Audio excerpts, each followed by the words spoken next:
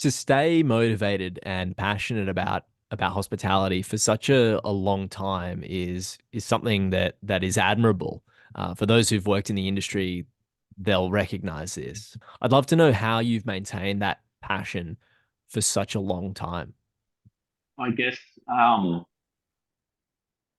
it's really important to recognize that passion, it waxes and wanes. And as I've said to you in the past, and I find myself saying it a lot these days, like I feel really, um, quite lucky, quite privileged that I've been in the industry for so long and still genuinely just love turning up and doing what I do, and I have a very, very much like a service oriented role running the bar and just watching. And passion, I guess it looks different, which is something I think is probably important to recognize in maintaining it. Like your focuses aren't always going to be the same. When I first started out, I was just passionate about like learning about this thing that I was involved in because how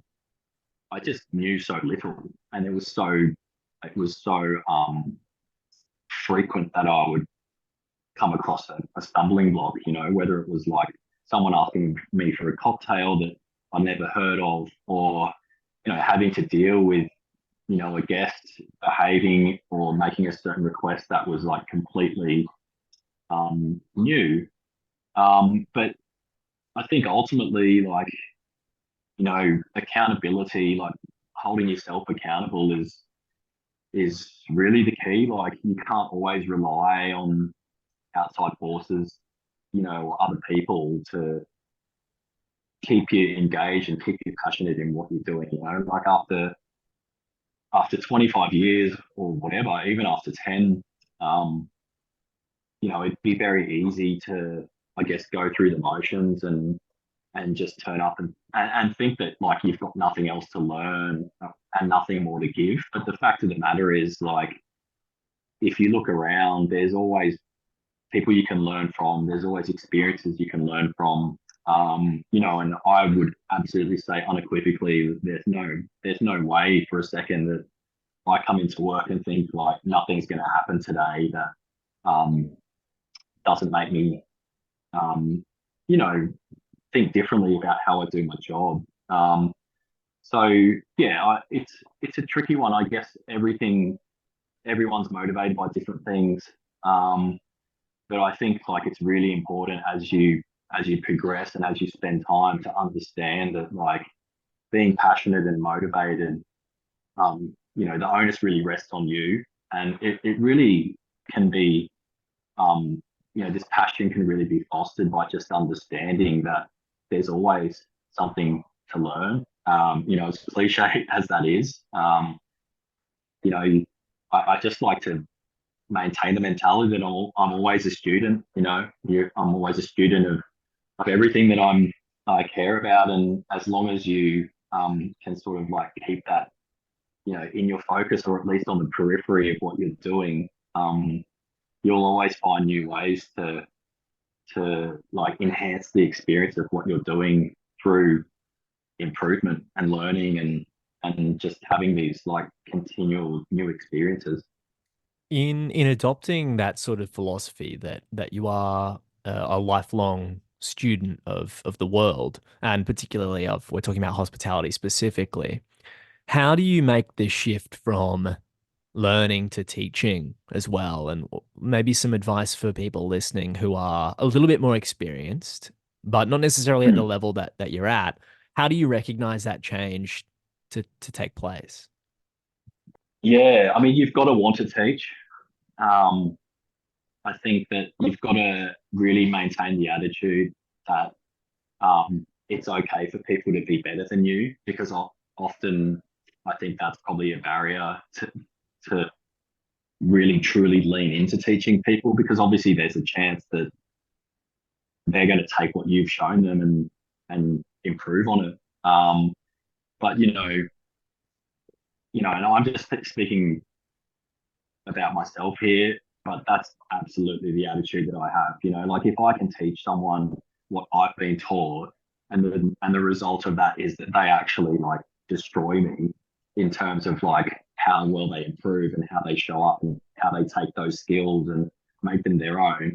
To me, that would be the ultimate reward, and it's definitely something that I've been lucky enough to experience. I trained this guy like a few years ago, um, who was he had really good customer service skills, but not much of I guess, a background in real hospitality, and his organizational skills and attention to detail were, quite minimal.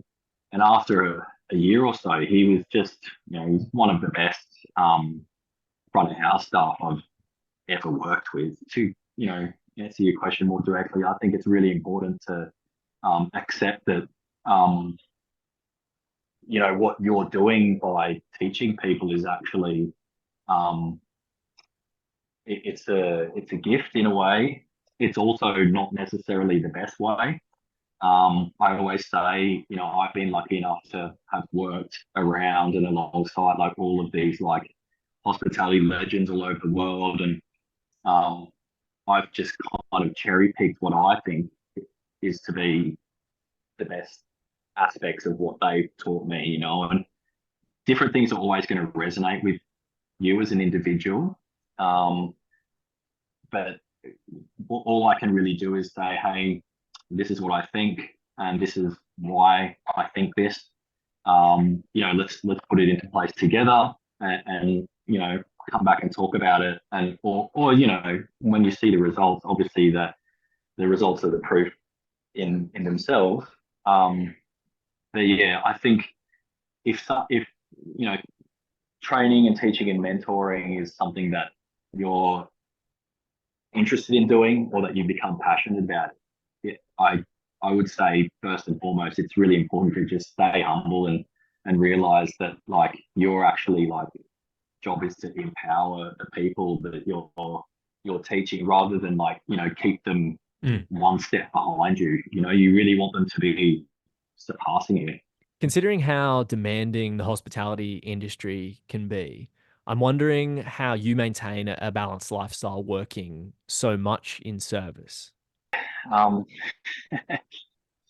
I don't think I have a balanced lifestyle, to be honest. It's I guess it's Do you think um anyone does? no, no. Like to be it's really hard, man. It's really hard. I think one of the things that maybe helps you to maintain a balanced lifestyle is understanding that you don't have a balanced lifestyle. So then you put yourself under less pressure to be in this balance. And like I would hazard a guess that like that answer probably resonates with like people in thousands of industries, to be honest. If you really care about your work, it's hard to switch off sometimes. But in saying that, one of the things that I guess you can look at that's very conspicuous anyway is the fact that like, most of us work nights, most of us suffer from some form of sleep deprivation, uh, noise pollution, alcohol and drug use or exposure to. Um, and it's really important to understand like how those things affect you. Um, if you want to do this job for a long time, you have got absolutely no chance of doing it well if you're not um, taking some kind of respite from those factors that I just mentioned. Even if it's just once a week or a month of the year or whatever. I'm not saying like um, you shouldn't drink once a week. You should probably not drink way more than once a week. Um, but I guess being honest about like how well you are doing or not doing those things that we all know are actually very detrimental to our health and well-being. I personally, um, I exercise a lot. As as a lot of people know. Um, but in saying that, like it's tough to find time to do it and feel like you've recovered enough to go back to work, depending on what you do. But I guess it's just about doing something, as opposed to doing nothing at all. Something is better than nothing. Small incremental changes create routine and create better habits. If all you do is spend your time in bars on your days off, that's 7 days a week that you're in a bar. Um, there is absolutely no balance in that whatsoever. And I'm not saying you should do the complete opposite, like go to a temple and sit in silence. But, you know, I guess having, an eclectic uh, or a diverse lifestyle is very helpful. I guess it's just important to understand that like there are a lot of factors working against us in hospitality that are just like part and parcel of what we do. Like it's an accepted thing that like you'll sleep less and that, you'll potentially drink, most times that you're working or at least in that environment. Um, it's part and parcel that there'll be a lot of noise and you're also like constantly being bombarded with other people's energy and emotions. So I guess understanding that and whatever works for you to counteract it is really the key.